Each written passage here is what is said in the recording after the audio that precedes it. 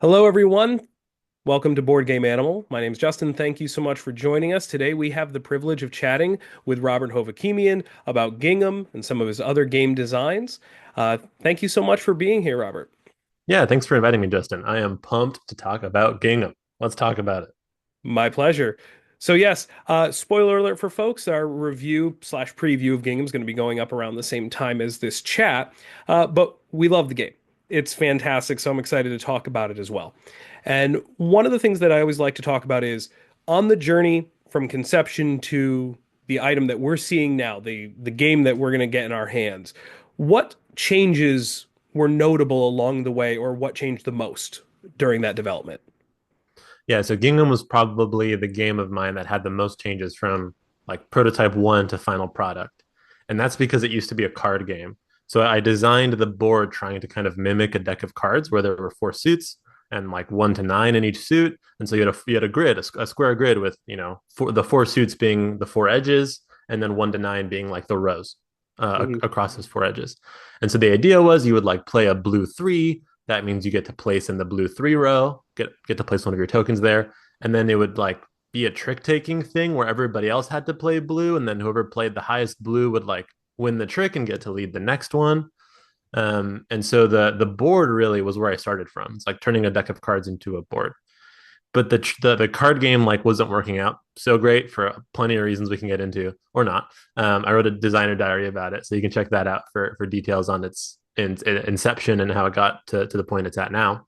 But it wasn't working out, so I cut that, and then I replaced it with like instead of just playing a card from your hand, you just pick whatever you want. Like I want to go to the blue seven row, go to the blue seven row, but everybody still has to follow you, and there's still that like element of turn order being set by highest to lowest. So you kind of had a bit of the trick taking carryover.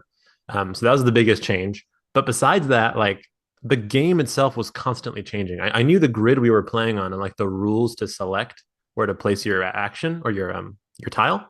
But Mhm. like what the tiles did was just always changing. I could not figure out a fun game until I got to the idea of like putting the suites on the intersections of the grid, Mhm. and it being a connection puzzle ultimately. But it used to be like trying to make like blobs or surround stuff.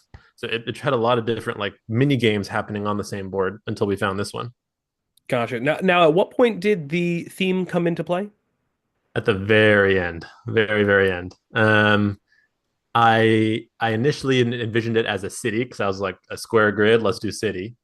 Um, and so we had landmarks instead of suites Hmm. on the different intersections. And so you would be connecting landmarks to each other. And yeah, it was kind of strange. Like, why, when you connect two windmills, does the windmill move on top of the other windmill? I had no idea, but I just left it that way. And then at the very end, like when I was really trying to pitch it, did I think ants kind of make sense for this? So then it became ants. It is so ironic that you say all that because one of the big things that I praise in our coverage of Gingham is the fact that the theme is one of the best themes to teach an abstract strategy game that I've come across because when I've taught people, it's like, oh, the ants are forming a chain to get the food to the other food because they're trying to get Mm-hmm. it off and they're like, oh yeah, that makes perfect sense. Mm-hmm. And it's so interesting because um as you are surely well aware that sometimes the theme is like as far Mm-hmm. as an abstract strategy game goes, it's like, why are we doing this? Just it is what it is. Yeah. Yeah. So Yeah. that is really interesting that it was added on at the end. Yeah, it was a happy accident. It just worked. I mean, maybe ants were in my subconscious the whole time when I was coming up with it. I just didn't realize it until the very end.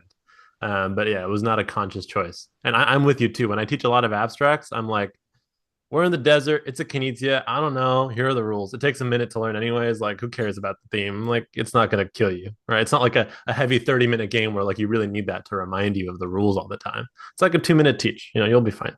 Exactly, exactly. Yeah, that's one of my favorite thing in teaching Kinesia is because oftentimes I'm like, no, the game is just so good, don't worry about it. It's like, what? Yeah. Wait, why are we auctioning in Egypt? What are we? It's like Yep. it's fine, it's fine. Yeah, it doesn't matter. It's fine. Yeah. So Yeah. that being said, another talking point, and we'll circle back to Gingham, but another talking point is Reiner Knizia. Hmm. That the fandom of his games is something we have in common. Hmm. I know that I've shared with you the joke that my wife said that Dr. Knizia, the good doctor, better watch out for your designs. Do you want to talk for a minute about that aspect of it? How, you being a fan of Knizia has informed your development as a designer? Yeah, I think my first maybe like 4 or 5 months of getting into board games, I hadn't played a Kinita yet. And so I wasn't thinking about it from a creative point of view yet. I don't know what it was, but just I liked plenty of the games I had played back then. Some of the games I had played back then are still like in my top 10 or something. But so, like I just hadn't noticed the artistry in them yet. They were just kind of like things that existed, and I didn't pause to think about somebody made this.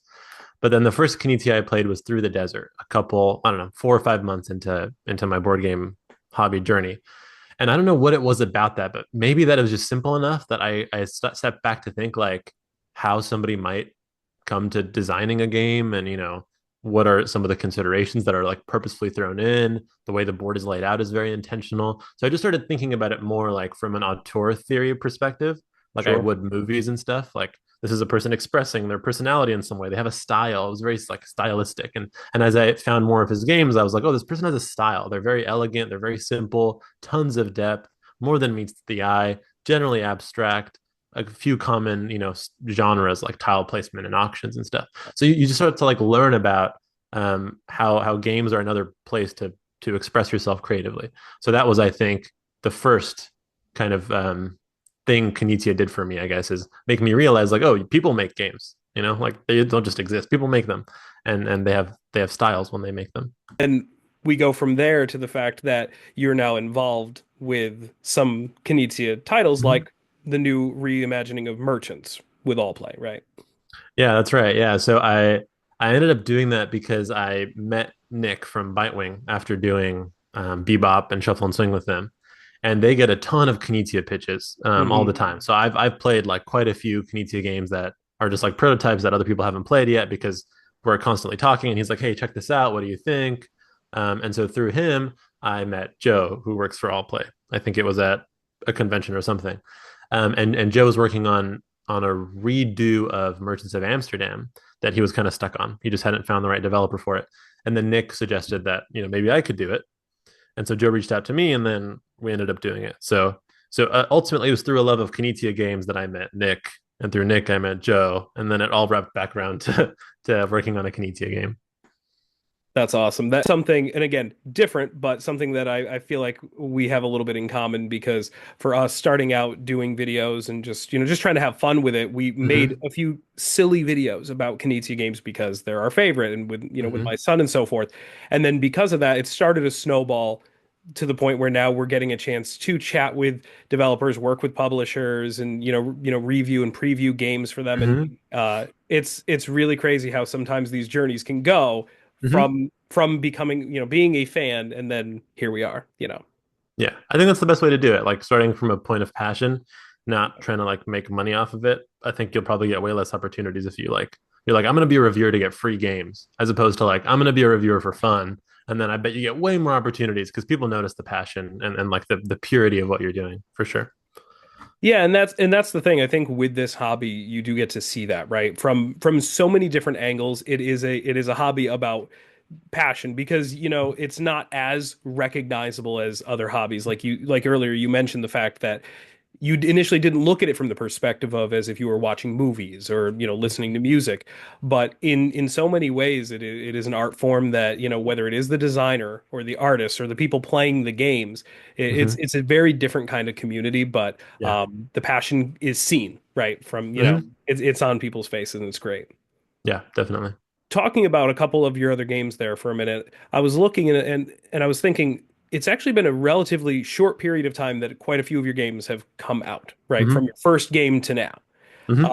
What is it like for you managing, I guess, maybe the excitement of one game to the next and the fact that these are happening simultaneously, but surely they didn't necessarily happen simultaneously behind the scenes. Mm-hmm. Yeah, I think once you get your foot in the door and have a game signed, it's way easier to get more games signed. Mhm. So I think it's probably common to see like a new designer have quite a few games in a year. It's Yeah. probably just like a backlog of stuff they had. But once they got that first one signed, it's like, oh, now I can easily pitch these other two, and then those get signed as well. So I don't think it's too crazy to see like 3 or 4 games come out from a designer in their first year. I'm sure plenty of designers are kind of like, I just have this one game idea, that's all I want to do. But I was making a bunch of stuff kind of all the time. And so that's what happened there is I got Bebop signed and then two more in a row kind of with Shuffle and Swing and Moonrollers. And then in terms of managing the excitement, I'm actually really bad at getting excited about stuff. I don't know why, but I have this internal fear that it's like if I get excited, I'll just like not work anymore. And so my wife is the one who gets excited for me.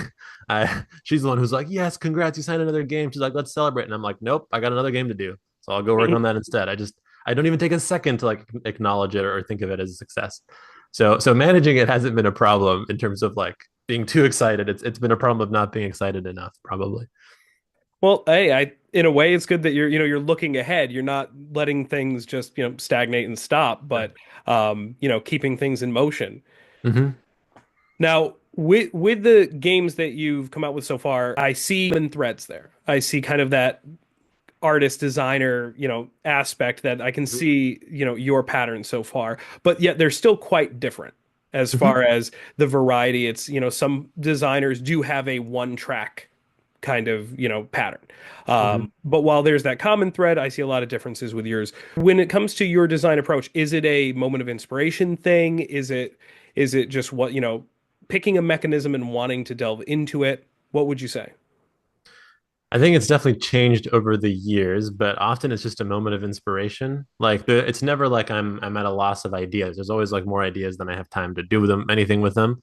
So it's not quite about that. It's more about like figuring out which ideas to work on, and that's usually from a moment of inspiration. Like I might have a thought about like a 10-player party game, and I have some sense it's like, oh, I want it to be about like running away with the most money, but I don't even know what it really is yet. And then like 2 weeks later in the shower, I'm like, oh yeah, that thing. What if it's this? And then I figure out a mechanism for it. So it's really just like out of the blue. Or it's when a publisher reaches out to me. So lately I've had more publishers reaching out and saying like, hey, can you make this specific game for us? That's kind of like what Andromeda was. It's like, can you Mm. redesign Amsterdam, to be a mini game instead of what it was before? So it's either just like some out of the blue random inspiration or something a publisher wants, or it could be like, I don't know. I read something somewhere and that sparked an idea in me, or I observed something that was happening, and then I was like, people seem to like this feeling. Can I turn that into a game? It comes from all sorts of places. It is very rarely a mechanism. It's more like a feeling than anything, and it's hard to really put into words what it is. But it's often like, how can I make this thing a game? Maybe that's the question I ask, as opposed to like, how can I make a rondel game, or how can I make an area majority game? Like those things come later after I figure out what feeling it is that I'm really trying to capture. I think that's a really interesting side of creativity because it shows, you're not trying to force it, right? All of Yeah. these things are coming naturally that these creative inspirations and then developing them as opposed to, trying to make it happen. Mm-hmm. Um, but yeah, and I think that can be seen with the variety of the games that we've seen from you so far because it's not just the variety in the type of game, but even the scale or the scope of what the game is delivering. Because I know even you have one that's coming from Bitewing that is quite small in the Mm-hmm. grand scheme of things, and then compared to something like Shuffle and Swing, which is a lot larger and Mm-hmm. involved. So you're really putting footprints out there as a designer, showing the range of what you're able to do. Yeah, it's just like, what does this game want to be? It's tic tac toe. I'm not going to make 1 hour tic tac toe, right? Like 5 minute Right. tic tac toe seems reasonable. Versus, a more involved, like we're building something up and fighting over, control over those things. That can be a little longer. So it's really just about like what's best for this game. I definitely do have like tile placement tendencies all the time. Like Mhm. almost the first thing I want to do with any idea is like make it a tile placement game. So I think if there is one thing that I lean on all the time, it's tile placement. I don't know why, but they're just like my favorite games, and it's very easy for me to think about like how to turn a feeling into a tile placement game. But that's not always the best genre for a specific feeling that I'm chasing. It might be better as a card game or a bidding game or whatever it might be. Right. So if we circle back to Gingham, because obviously Mhm. that's the hot game in the moment here. Yep. And we talked about how things may have changed along the way. What's something that now, once you saw the finished product, what was the most exciting thing for you seeing it done? Like once it was a complete package. Honestly, the travel case. I really like the travel case. um, it wasn't part of my initial idea at all. Bitewing was like, this is small enough it could fit in our new travel line. And I was like, okay, I guess I'm not gonna play this, in the grass, but I guess. But it's actually cool though. Like it's cool that I think the best part of it is that you can just like chuck it in a bag. Like I've had to carry games from to and from conventions, and when they're Hmm. a box, they're like bulky, and you have to worry about like the corners and all this stuff, and like Yeah. surrounding it with like pants. They're just like you just chuck it in your bag and it's fine, Yeah. And so I love that portability aspect. Even if you're taking it to play on a table, which is where it's going to be played 99.99% of the time, it's still just Right. very portable that way. So that and I think it looks really cute. I love the little like gingham fabric thing on the front and the picnic basket motif of the whole thing. So that's probably my favorite part. Something that I didn't even consider while designing it and has no like game design purpose, but I like the form factor a lot. Yeah, I think it has a big impact on it because one of the last times that I was playing it, I sat there and imagined for a minute and I said, what could this have been if we were being ridiculous, right? I was like, Uh-huh. this board could be enormous. The Mm-hmm. ants could be miniatures. Like you could Uh-huh. because it's in, you're Sure. doing the area control stuff, you're making Mm-hmm. connections. And I was like, the fact that it has the feel of something that grand and there are so many moving parts, but it's in a package that's easily transportable, like you said, and Mm-hmm. not cumbersome to open up, set up, and put down. That Mm-hmm. form factor I think makes a huge difference on it. Yeah, and I think it's also very sellable. Like even if you're not going to play it in the grass, it's cool to see like a picture of it like in a picnic basket. Like those promotional images are just kind of fun for it. Oh yeah. So it just totally fits the like outdoorsy vibe of the travel line. Yeah, and I especially appreciate the fact that it has that and then that fits in the box and the box Mm-hmm. looks awesome on the shelf too Mm-hmm. because and it's some of these things you can take for granted. A conversation that I just had in a video we just posted was about the size of boxes, right? And that we all have those games in our collection that the box is way too big for the game Yep. inside, and then we have games that barely fit in the box and it's Mm-hmm. silly, and my ultimate thing is at the end of the day the most important thing is the quality of the game, and Yeah. then after the quality of the game is the quality of the components themselves. The box Mm-hmm. size more of a pet peeve thing, but Yeah. in this, seeing it just seeing it done so exceptionally well, and that it works on all factors, right? It Mm-hmm. fits in the box, it looks nice on the shelf, it's easily transportable, like it just kind of checked all the boxes for me. Mm-hmm. I guess another thing now that I'm thinking about it is also the blanket. Not the fact that it's cloth, but the fact that it's a gingham blanket. I had no idea what gingham was. When Nick was like, "Let's call it gingham," I was like, "What's that?" I'd been calling it tricky ants, which is not a good name, but whatever. Tricky ants is what it was in my head. And initially, I was like, "This is such a weird name. I don't like anything about it." But I think the board looks cool because it is literally just a plain square grid with a diagonal running through it. So this gives it a lot more flavor and a lot more texture. So it's another thing that like I had nothing to do with, but the publisher had a vision and they saw the vision, through. And so I think those are the most fun parts when you see a game that you like mechanically are really into and passionate about, but as somebody who doesn't have like a vision for production, Hmm. being somebody with a vision for production, bring it into life, and then people get excited about that because I mean, what people are pumped about is the visual of a game. They don't particularly, most people don't particularly care about the mechanisms. They're like, oh, that looks cute, that looks fun, that looks interesting, and so the look is really important. So I'm pretty pumped about how it looks. I think that'll lead to more people picking it up than they otherwise would. Right. And I couldn't agree with you more because it's interesting, especially with the changes that you talked about earlier about, in development, the number of steps and evolutions it went through, Mm-hmm. is that when Gingham was announced, nobody Mm-hmm. sat there and said, "Oh, this, here's that Mm-hmm. game that Robert was designing that was trick taking, and then it was Mm-hmm. there's none of those elements. Mm-hmm. It's wow, look at that cover. Mm-hmm. Yep, Look at that exactly. theme." And then the kind of serendipitous thing that the theme really informs the teaching of the game and how it works. That's wonderful. Mm-hmm. But yeah, those steps of discovery, like you're saying, that the production is that first look and that first hook for Mm-hmm. people to get into the game and then discover all of the the sweets underneath. Yep. Now, That being said, with the crunch of the game, all these things, you are, as you said, you love the game. You're Mhm. knee deep in the game. You know all of the moving parts. As far as that's concerned, the actual mechanisms of the game and the gameplay, what are you looking forward to people discovering with Gingham? I think the real hook of it mechanically is just the flow of it. I think it flows really well, and it flows like in a non like standard way. It's not just going around the table. The turn order aspect, where somebody leads, everybody follows, and then that determines your turn order, and you just pick up the pieces, left to right or top to bottom or whatever, and move them to a new row. I think that just feels really smooth. It's always been there since I got rid of the cards. That was always the turn order mechanism, and I just think it's smooth. And that's why I pursued like trying so many different mini games to like fit with this turn order game, is because I thought the turn order game was really cool. So that I think is going to be what most people are going to talk about probably, because we've seen games about connecting things. The stockpiling stuff, maybe that's a little different. I don't know how many games have that, but the connections, that's like pretty bog standard. And then like the board with the abilities, that's like a flowing river. We've kind of seen that kind of stuff before, but so I think the real mechanical hook here is the turn order. Yeah, I think that was one of the biggest things for me that I thought was, ingenious when you're playing it, something that makes Mm-hmm. it stand out as different. Upon playing the game, I thought that that was one of the best decisions, right? Is the fact that you're not just trying to make the best decision in this moment, but you're trying to set yourself up for the next round. Mm-hmm. And to what you were saying about the action selection board with the sugar cubes.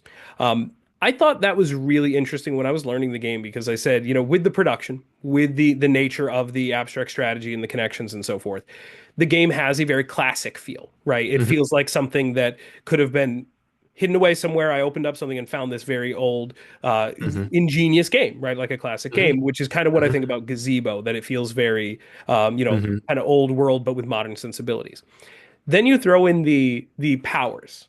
Mm-hmm. What was it like choosing those? Like, was that an obvious thing from the start for you? Because those all have the quality of like feeling like you're breaking the game, and then the Mm-hmm. changed value of it makes it, just again another layer of interesting. Yeah, those came in pretty late. Those came when I was hunting for a theme. So I think I showed it to some publishers at PAX 2023. Must have been, yeah. So December of 2023. And it was still like this city theme of connecting landmarks. And a big problem was that when you would like move the landmarks to stack them, you'd have like these empty spots. And that Mhm. was just kind of boring. Like the game kind of got less fun as it went along. Like you were scoring more points, but you just had all these empty spots everywhere. I didn't like that. So I threw in like another way to score points on those empty spots. Something about like randomly pulling gems and then scoring or whatever. It made no sense, but I just like I need something there, so I threw that in. And then as I was pitching it, people were talking about themes, and one theme that for some reason made sense to me was like aliens, like trying to take over, and that's why they could move like an amusement park. So that was my like rationale for how the landmarks in the city are moving around. And I was like, aliens need powers, like it's aliens, you gotta have powers. And so that's when I started thinking about like using powers for the game. And they had a few different iterations, but ultimately, yeah, I did come to this idea of like when you move a landmark, there's like cows left there, and so the aliens pick up the cows and then they spend the cows to do the powers. That's what it was originally, and now it's sugar cubes when the sweet leaves, and then you spend the sugar cubes for the abilities. And then in terms of coming up with them, it wasn't too bad because I'd played the game so many times and I knew exactly what the frustration kind of points were for people. It was Mhm. like, dang, they took the row I wanted. Okay, you can go to their row now. Or like, I wish I could play twice in the same row. Okay, you can play twice in the same row now. So it wasn't too bad. There's maybe like one of them that like I had to go back and forth on a bit. I don't remember which one, but I would say most of them just came very quickly, just because the game had been played like for a year at that point. So I knew exactly what the fun levers to pull would be. Sure. And yeah, I feel like sometimes those things do inform themselves, right? Like you said, those game breaking powers in any game always feel so satisfying to do. In the case of when I was teaching the game to someone, they had missed what one of the special powers was, like when we were going over at the beginning, and they were sitting there and they're like, "Ah, man, I really wish I could just play again in the same." And I'm pointing over at it, and they're like, "That's fantastic!" So yeah, Yeah. it's awesome.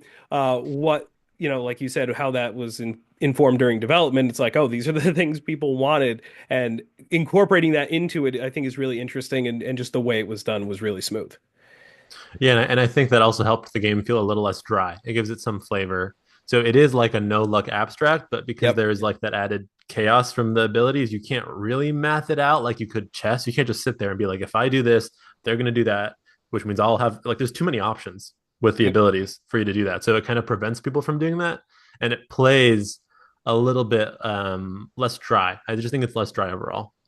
Even in a two-player game, you can't really chess it out so much Right. because of those abilities. Whereas before you totally could. Before it was a little bit obvious what might happen and exactly how you would block them. Like if I go here, there's literally no way they can do this connection now. But now it's like, oh shoot, they have two sugar cubes. They can do whatever the heck they want. Like I can't really block it. So Right. I think it helped the game in a lot of ways. Besides just like flavor, it also made it a more fun experience for me, and I think for most people, unless you're like a hardcore abstract fan, which Yeah. there I think very few of who just want to play chess. I mean, those people are playing chess, right? They're not buying Gingham. Exactly, and that's kind of how I am because this conversation comes up a lot when I talk to people about Knizia games because there are quite a few that I said I really enjoy playing them. I love them, including one that I know is pretty sure is your favorite Knizia game. That for me, I said I know it can be played at a level higher than I can play it, Mm-hmm. Mm-hmm. and with certain abstracts or certain games of that ilk, that can happen. Mm-hmm. And adding a little bit more variability, a little bit more, like you said, chaos into the mix Mm-hmm. gives it some of that approachability, and I think leads for some really entertaining plays too. Because one of the Yeah. most exciting games of Gingham that we played involved my wife and friend battling over a certain area, and they would bump an ant and then Mm-hmm. replace it and then use an ability, and it was a really tight race to see. That wouldn't have been possible if those abilities weren't there or if the bumping thing wasn't there. So Mm-hmm. there are a lot of so those variables really add a lot to that experience. Yeah, the bumping thing was there from the very, very beginning because I was like, because when it was like a card game, there's like two spots you can go with a seven, but there's like four sevens in the deck, and it's like when the deck runs out, you're gonna shuffle it up. So it's like you have to keep being able to play the same thing. So I was like, I don't know. Let's just say you can bump them, and that was like a random thought. I was like, this isn't gonna work, but I just need like a way out of this like problem I've realized before even playing it, Right. and it ended up being a fun part, and it just stuck all the way through. I think it's one of those exquisitely balanced things of being really, really beneficial, but also giving somebody a great opportunity. So it's not always an obvious choice, but Mm-hmm. it feels really great to do at the same time. So Mm-hmm. I know a word you've used to describe Gingham is clean, and I think that that's just a perfect description because with all of these moving parts, it still just feels super smooth, super clean, and just there's no fluff on it. Mm-hmm. Yeah, yeah, I think so. I think over time my designs are becoming a bit cleaner. At least the ones that need to be. Like I think Bebop could have been a bit cleaner because it's also generally like an L tile placement game. And then Gingham is a bit cleaner. And then I have another one coming out that is also just like on the same path of like just trying to get cleaner and cleaner. When the game needs to be. I'm not opposed to like adding some fluff if I think fluff will service it. But I think these Sure. games are more pure. And so yeah, I think I'm getting better at getting rid of the fluff that's unnecessary and only keeping like the texture that's worth it. Right. And I think, and this may be more thematically than anything else, but I think a good example of that is like Shuffle and Swing, is there is Mm-hmm. a lot there, especially with the production, Mm-hmm. you could describe as like just more of a window dressing, like a design over the mechanisms, right? That you Mm-hmm. didn't necessarily need things in certain shapes or in certain, certain Mm-hmm. size, but it works. And Mm-hmm. I wanted to talk about that for a second because it's difficult for me to pick, but I think Shuffle and Swing is my favorite one of your games Oh, sweet. that I played so far. I love rondels. I love moving around in the circles, but just the decisions of trying to balance, moving the workers, hitting the different instruments, and the fact that it's one of those games that feels like it's throwing just a cornucopia of good choices in front of you, Mm-hmm. and it's like, oh, now it's on me to pick the Yeah. right one. What was it like designing that as opposed to something like Gingham or Bebop? Because it's a very different kind of game. Yeah, that one's my oldest design that exists. Like I have stuff before it, but those never got published. Hmm. So it's the oldest design of mine that did end up getting published. And I think it shows because I used to be way more into Euro games than I am now, like modern Euro games. And so Sure. that's like me kind of like Bebop is me mimicking Knizia, and that's like me mimicking Lacerda. It's like what Shuffle and Swing. It's not nearly as heavy, but it's got this idea of like you have a single pawn that moves around to locations, and it's like you need A to do B to do C. It's got kind of that Yep. stuff going on. And so I don't know if I'll ever make anything like it again. I'm just not into that kind of design anymore, or Sure. even playing those kinds of games anymore. So that was really different, and it was way longer because like now I can get a prototype to a good spot in like a couple of hours. Like I can just tell what's going to work, what's not going to work. I visualize the game. So something that probably took me like 6 months to smooth out with shuffle and swing would be like sitting here for an hour and realizing, oh, this isn't going to work. I should change this to something else.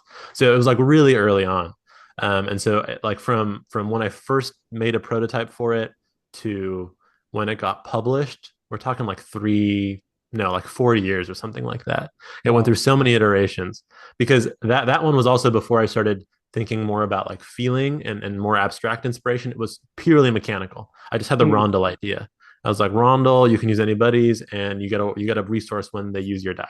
Like that was it. It's like, okay, now what game can I use this rondel idea in? So I think it's much more mechanical, or mechanically inspired than anything else I've done. Gotcha. One thing with this Kickstarter, we talked about that journey about how Knizia was or the first designer that you noticed as just Mm-hmm. equating that relationship to the games you were playing. Mm-hmm. What is it like now having a Kickstarter here with Bitewing where it's your game and his game? Yeah, I mean that's really cool. It happened. It happened earlier with the jazz games too, right? Just Yep. is, and there's definitely a part of me that's like, I'm just going to be comparing, the sales of the individual buys because there's going to be some people who do like the bundle, but there's going to be plenty of people who just buy one. And I know Gazebo's going to get more hits than Gingham is just on designer pedigree, but I'll be comparing those numbers and then we'll see how I feel about Knizia afterwards.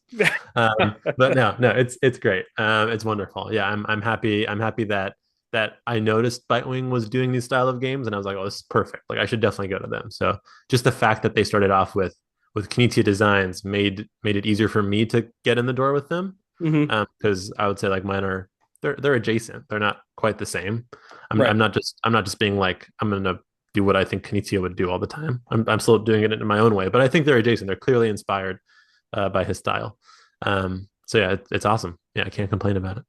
That's fantastic. So, what's one thing or more than one thing that folks should be looking out for and on the horizon for you?